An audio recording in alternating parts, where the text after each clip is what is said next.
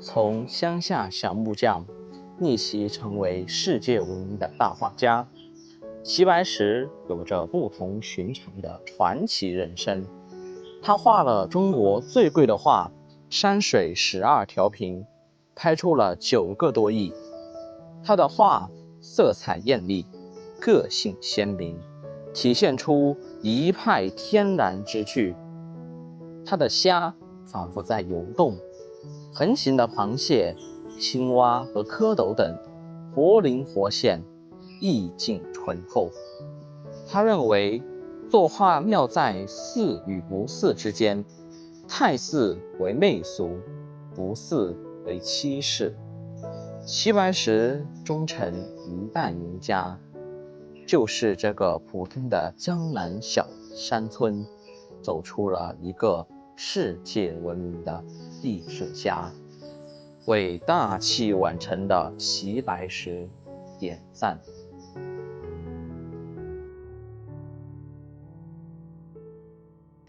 莲瓣为舟，清风引路，于莲香漫步，探寻水乡雅韵，品莲香故事。Hello， 大家好，我是天福。今天我们带大家走进白石镇，访巨匠风采，寻艺术魅力，探寻国画大师齐白石的传奇人生。嗨，大家好，我是简溪。今天我们来到了齐白石故居。齐白石在全国有几处故居，其中北京有一处。但是我们今天来探访的这个故居是齐白石土生土长的地方。我们今天不仅要聊一下齐白石在艺术方面的造诣，而且他在感情生活方面被人们称称乐道的趣事还有很多。今天让我们一起聊一聊他的故事。现在在我面前的是这个齐白石故居的文物保护碑，这里是被列为全国重点文物保护单位。齐白石故居始建于清咸丰年间，在公元1851年到1861年间。面宽3间，进深1间，两端各横3间，土墙茅顶。齐白石在1864年的时候，1月1日出生，在这个故居南正房，在家乡读书、放牛、砍柴、学木工、习绘画，结交了当地很多有名望的文人，研习诗、书、画、印，在此奠定了成才的基础。后成为我国著名的国画大师，杰出的人民艺术家，世界文化名人。故居是白石大师在家乡留下的珍贵文化遗产，在2006年的时候被公布为全国重点文物保护单位。好，现在我们在这个故居的周围，我们带大家参观一下。这里是星斗堂白石文化写生基地，有南岳72峰之一小霞山环抱，有独特的莲香文化荷花园及其他独特的自然景观，曾留下一代巨匠齐白石艺术成长的足迹。齐白石故居坐落在这个安静的小山村里面。在我镜头前面是齐白石的故居，看起来很普通的简易的草堂。齐白石的故事流传有近100年了，大家都只知道他在艺术方面的造诣非常突出，但是今天我们还要聊一聊他的感情生活，也是非常的丰富。我们所拍的这些名人的故事都是真实事件，而不是我们凭空捏造的，都是根据当地的县志资料显示，这些故事当地人以及全国各地的人都有流传他的故事。首先这里是有一个台阶下去，不需要收取门票，这边周边停车也是非常方便。周边栽种了竹子，在一片竹林中。前面是齐白石故居的一些简介。齐白石是1864年到1957年，是一位高寿老人，是有93岁的高龄了。他原名叫纯之，字卫青，后改名黄，字平生，号兰亭，别号红豆生，纪元，白石山人，遂以齐白石名行事，20世纪中国国画艺术大师，成为世界文化名人。后面是他的一些生平的一些事迹。这里摆了一块牌子，是葡萄架。他们家以前这个地方应该是栽种了葡萄，这棵树应该有蛮久的年限了。这么郁郁葱葱，柳树、栗树成荫的地方，前面房屋的前面有一片荷花池，栽种了各式各样的荷花。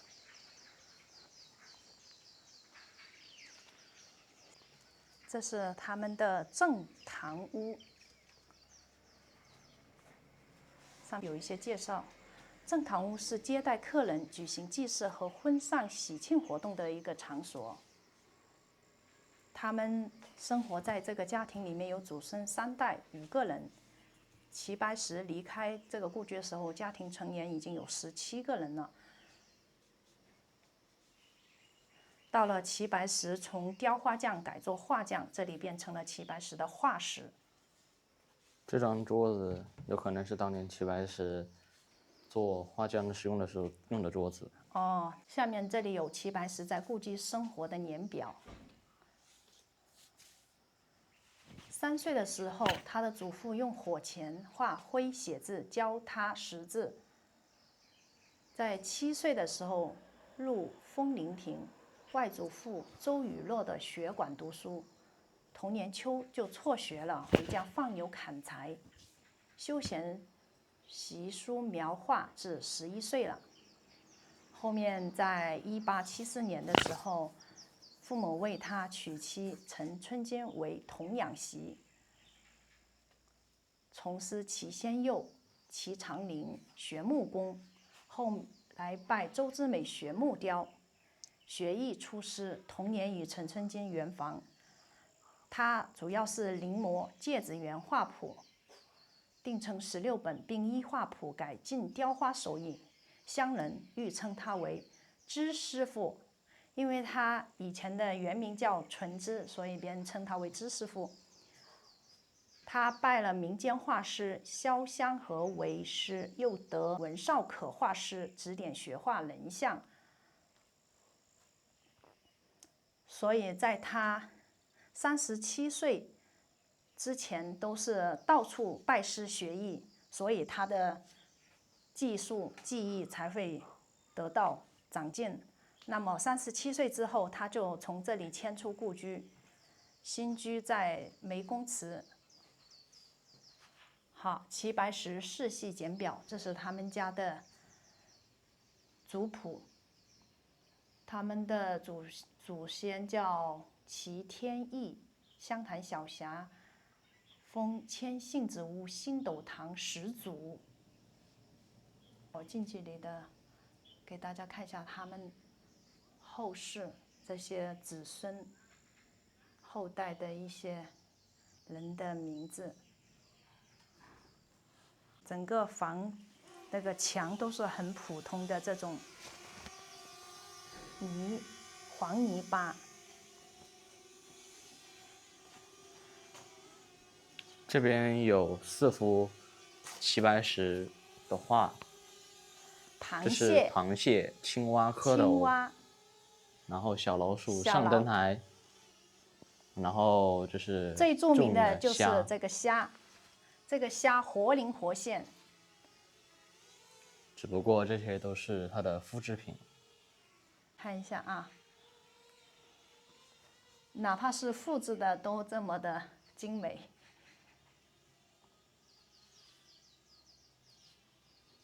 青蛙、蝌蚪、螃蟹。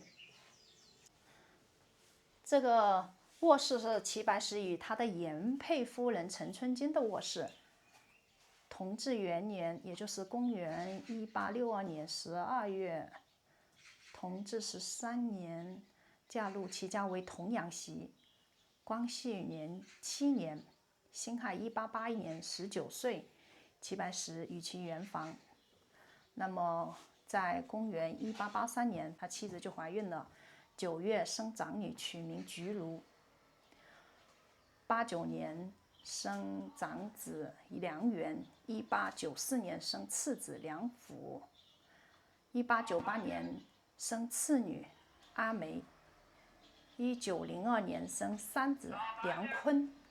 这个是他们另外一间偏房，这里是蓑衣，看到吗？认识这个蓑衣吗？下雨的时候披在身上的。古代剧里面都有穿这种蓑衣。对，然后这个是犁地的工具，农具。这个是碾磨的，叫什么来着？碾轮。对，这个是碾磨工具。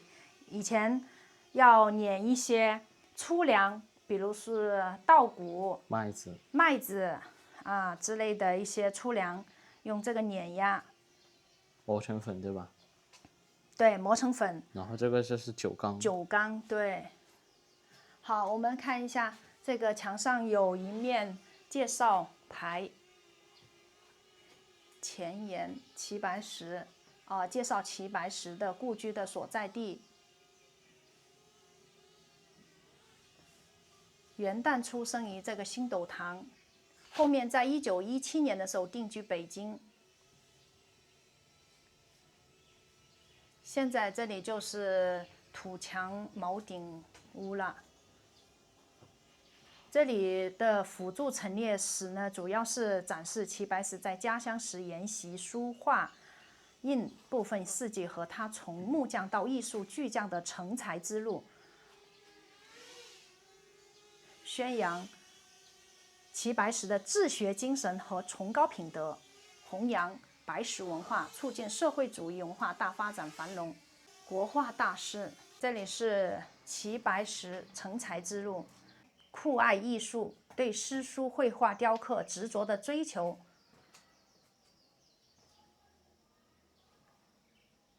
这是齐白石从木匠到国画巨匠，诗书画印四绝著称于世。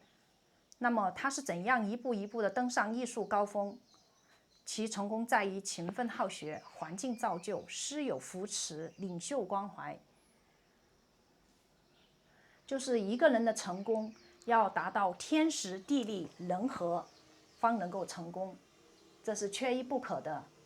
他8岁的时候，在外祖父周宇落处读书，半年后就辍学了。后面在家看牛、砍柴，常常牛角挂书，这是他的生平事迹。牛角挂说明他非常勤奋好学，对不对？自学《千家诗》和《论语》，夜习书画。在16岁的时候，拜著名雕花木匠周之美为师学木工，而他勤奋好学，朝为木工，夜习书画，反复临摹残本芥子园画谱。他白天学木工，晚上学书画，所以他的雕刻艺术还有他的绘画艺术都非常的之高。尤其是他这个南松夜读更是绝了。20岁的时候还不通书简，27岁拜胡庆元为师，学画、工笔画。拜陈少芳为师，学习诗文。因生活负担重，只好白天作画养家，夜晚从师苦读。他曾有“灯盏无由何害事，自烧松火读唐诗”之句，记述这段苦学情景。所以他能够成功，也是大部分的原因取决于他非常的刻苦钻研。用过的工具，成才之路。铁不离手，手不离笔，这是对他的描述。龙山七子图，结社五龙山，五龙山大结寺，他曾经在这里。这是龙山诗社旧址和龙山妻子图画照。齐白石32岁的时候，与王仲言、罗真吾、罗醒吾、陈福根等人在这里创建了龙山诗社，号称龙山妻子。齐白石被推选为社长，然后又与黎松安等结罗山诗社。这段时间常与诗社好友聚会，吟诗作画，刻石。说到黎松安，我们上一期视频拍的黎氏八郡故居，有了解到黎松安，对不对？他们两个是挚友，是黎氏八郡的父亲黎松安。刻释成泥。齐白石在32岁的时候学刻印，他在后来的回忆诗文中写道：“余学刻印，刊后复磨，磨后又刊，刻释成泥。”这是他刻苦学习篆刻的写照。海为龙世界，云是贺家乡，这是齐白石书赠毛泽东主席的篆书作品。环境造就，这里说环境对一个人的成长成才有着重要的影响，生活是创作的源泉。齐白石生长的环境对他的成长起了重要作用。他的主要题材是农村生活题材为主。他从小生活在农村，所以他从小就喜欢观察草木虫鱼呀、园蔬瓜果呀、家禽家畜啊。做雕花木匠时，也是雕刻的人物、山水、花卉之类，长期的生活积累，形于胸而悦于指，故笔下虾蟹虫鱼轻灵欲动，园蔬瓜果生气盎然。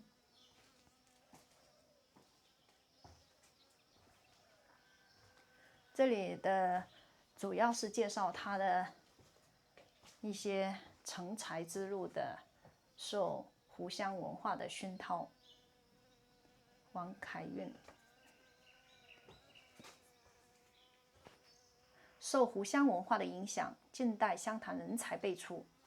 那么这里有提到有诗文书画俱佳的胡庆元、胡佩恒、胡连石、胡元石，还有善诗文精雕刻的黎松安。黎氏8个儿子均成名成家，人称黎氏八郡。有清代著名学者荆楚大儒王凯运，有近代著名学者政治活动家杨度，有晚清高僧诗人释敬安，有晚清名将郭松龄之子郭宝生。齐白石就是生活在这样的人文环境中，那受其熏陶和影响而成才的，这就是人和造就了他的成才。得山川之灵秀，山水画，齐白石的山水画。齐白石壮岁出游，五出五归，步行万里半天下，饱览山川名胜，收尽山峰打草稿，真可谓得山川清气及天地大观。他同时又结交了书画界的名流，切磋了艺术，推出了佳作。这就是妈妈所说的行万里路，读万里书，对不对？所以他是真实的游历过这些山川河流，他才能够生动形象的用画笔来描述这样的山川之灵秀。师有扶持，他每走一步都能得到贵人扶持，名师指点，传道授业，领袖关怀是齐白石成才的重要因素。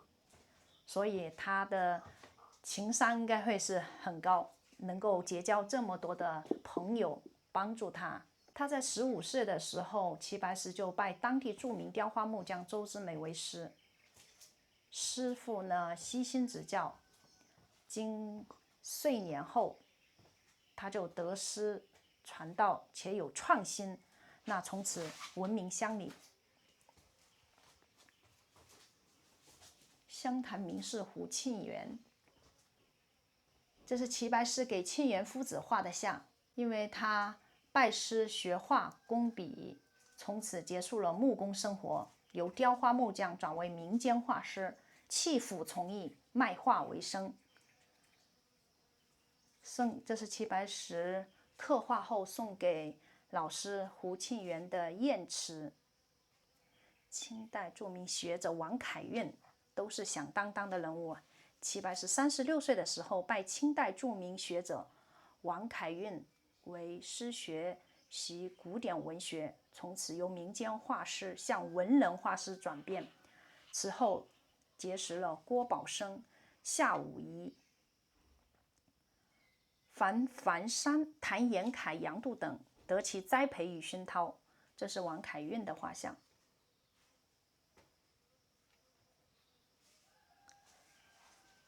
上面这个天花板是用这种竹篾铺成的，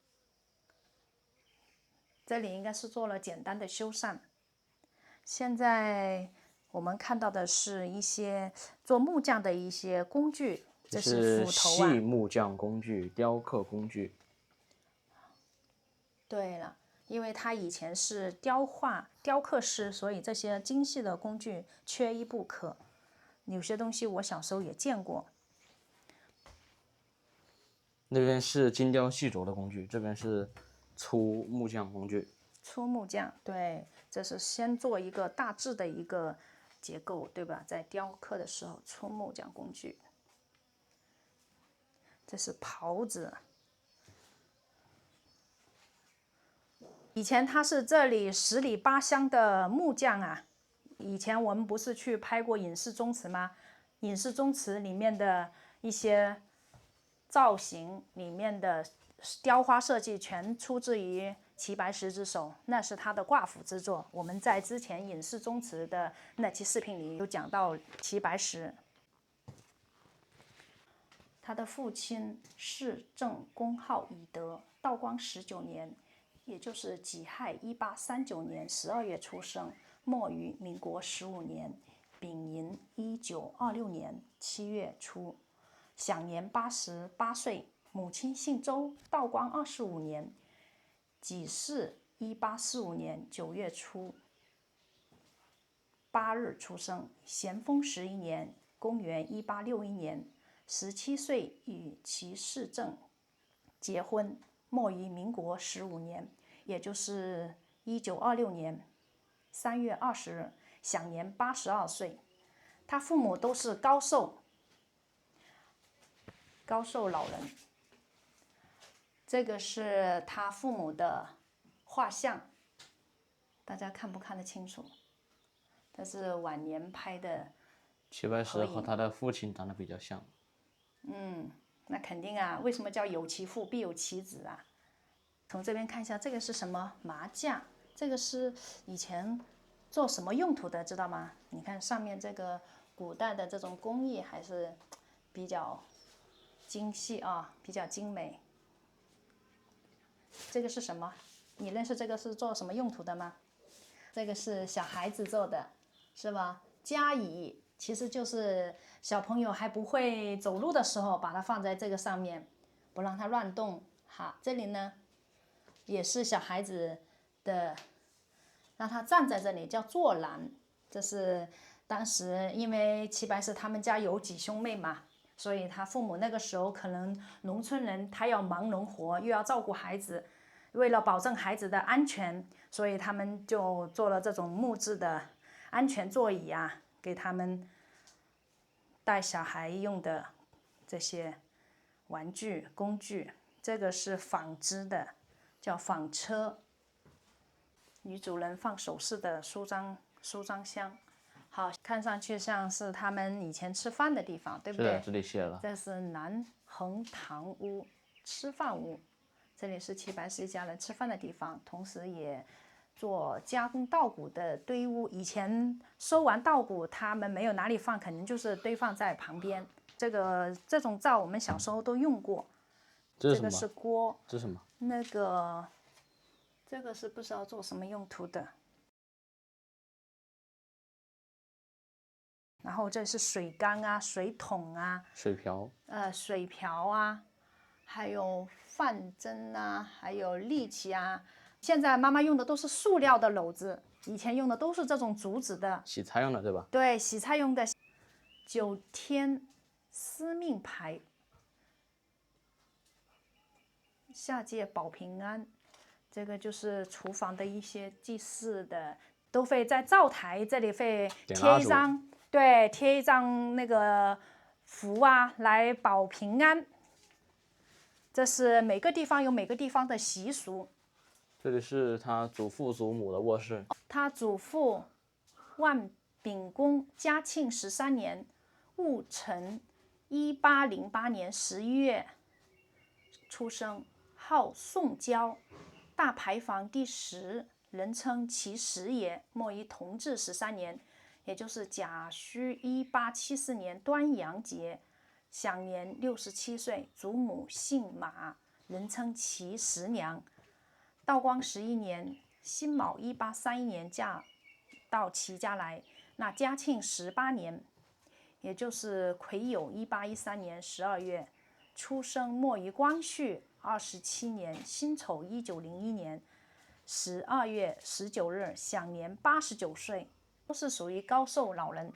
所以齐白石他活到93岁也是非常的高龄，都是有基因遗传的。太师椅啊，你看一下它这个椅子上面的那个雕花细纹也是还是有蛮精美的。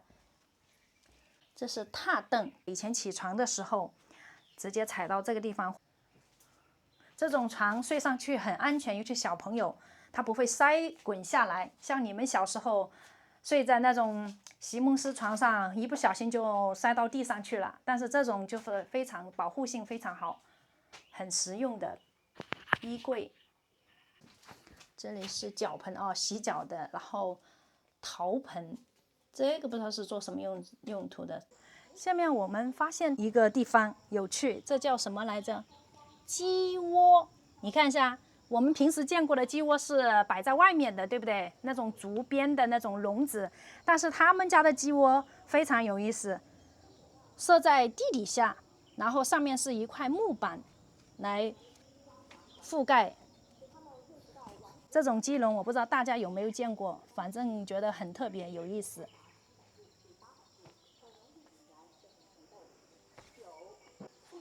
故居的前面一口这样的池塘，风水这一块非常不错，背靠山，后面前面是有池塘，这样的风水结合，所以他们家人才还是辈出的。旁边就可以栽种一些蔬菜，这是他们的菜园子。所以以前他们这家人生活在这里，祖孙3代，然后生活在这里还是其乐融融。在这个安静的小山村里面，为他之前的艺术创作还是提供了非常好的环境条件。现在我们来讲一讲齐白石有趣的感情生活。他的原配妻子陈春金呢，那时候齐白石是听从家里人的安排，后来他们2人顺理成章地成为了夫妻。本以为2个人就这样平淡地度过一生，可是齐白石生性就不是一个喜欢拘束的人，他向往着自由，不愿被世俗伦理所束缚。于是在他53岁的时候呢，就要往北京去闯荡了。后来他又娶了一个妾室，名叫胡宝珠。其实这个妾室是陈真金的贴身侍女。那个时候，在1917年7月的时候，年仅18岁的胡宝珠就成为了齐白石的妾室。后面跟着齐白石到了北京发展，非常喜欢这个貌美的胡宝珠，2人如胶似漆的生活着，也为齐白石诞下了7个孩子。其中有4个儿子和3个女儿。齐白石给第7个孩子取名为梁默，意为最后一个孩子，表示此后不再要孩子了。到了1914年，原配夫人陈春金就在老家离世了。胡宝珠成为了齐白石名正言顺的夫人，而不是妾室。后面在1943年的时候，本来不愿意再要孩子的齐白石得到了胡宝珠怀孕的消息。面对这样的事情呢，齐白石还是非常喜悦。在两人的商量下呢，他们还是决定要将孩子生下来。其实胡宝珠当时已经是高龄产妇了，因为之前已经生了7个孩子，她的身体并不是很好，所以她将要产下婴孩的时候呢，没有平安生产，而是造成了一尸两命的结局。面对突如其来的变故，她非常的痛心。从18岁到48岁，胡宝珠陪伴齐白石整整有30年。齐白石对胡宝珠的离世呢，也是悲痛不已。后面呢，齐白石已经是84岁的高龄了，可是他又认识了另外一个年轻貌美的姑娘，叫夏文珠，她是一个护士，后来和齐白石步入了婚姻的殿堂。他和齐白石有了几年的恩爱时光，好景不长，齐白石在91岁的时候，夏文珠也离开了人世。那这个时候，齐白石呢又恢复了单身。后来，齐白石还想再娶妻，到了91岁的时候，他还想娶妻，所以后面他们的子女给他介绍一个44岁的一个女人。那齐白石的第一反应就是觉得对方太老了，他所向往的是年轻的姑娘。虽然齐白石已经有90多岁的高龄，他丝毫不觉得自己的年龄是很高，而是认为自己人老心未老，只有年轻的姑娘才能配得上他。于是最终还是依靠齐白石他本人的自身魅力，又结识了一个年仅22岁的女护士。在和齐白石的一番交流下，女护士对齐白石芳心暗许。那就算齐白石的年纪早已能够做他的太爷爷了，他依然愿意嫁给这个90多岁的老爷爷。但是呢，还没能等齐白石最终娶到这个22岁的女护士进门，齐白石呢就已经溘然长逝，而他的风流韵事呢也就此结束了。这就是齐白石的传奇一生的故事，还有他的多彩的那个风流韵事，一直流传至今。齐白石故居我们就分享到这里了。本期视频我们参观完齐白石的故居，让我们了解到齐白石他虽然出身坎坷，但他从小勤奋好学，像农民一样朴实，像匠人一样专注，最终他用他的画笔将中国艺术走向世界。所以我们要用行动传承文化，无论起点如何，只要坚持与热爱，我们终将能绽发光彩。齐白石的故事终将会继续传承下去，让我们更多的人学习他这种坚持不懈的精神。本期视频关于他的传奇故事，我们就介绍到这里了。感谢大家的收看，我们下期视频再见。